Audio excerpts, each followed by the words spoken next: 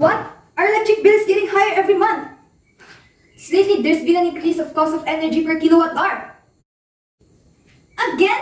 That's the third time this week, and this temperature is not helping. I blame these carbon emissions everywhere.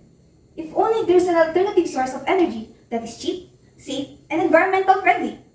Actually, there is. There's a lot of alternatives that we can use, but only one, I think, suits your criteria. We can always use nuclear energy. What is nuclear energy? How can we generate electricity from it?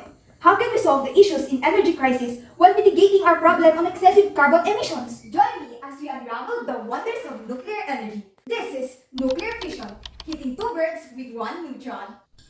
What is nuclear energy? Have you heard of Einstein's E is equal to mc squared? This equation states that mass and energy are two sides of the same coin. We can convert mass into energy and vice versa. That's precisely where energy from a nuclear power plant comes from. Atoms are made up of protons, neutrons, and electrons. Each element is defined by the number of protons it has. However, each element with the same number of protons can have different numbers of neutrons. These are called isotopes. Today, nuclear power is based on nuclear fission. Some isotopes split into two smaller nuclei when you fire a neutron at them. In nuclear reactors, we now use uranium-235, an isotope that has 92 protons and 143 neutrons. This isotope is somewhat unstable and will split if excited by an outside source like a neutron.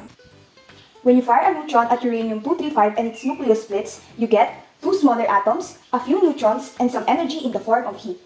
One neutron causes a uranium-235 atom to split, releasing energy and more neutrons. These new neutrons can cause more uranium-235 to split, and the process keeps repeating. So, if you pack a lot of uranium-235 atoms into one place, you get a nuclear chain reaction.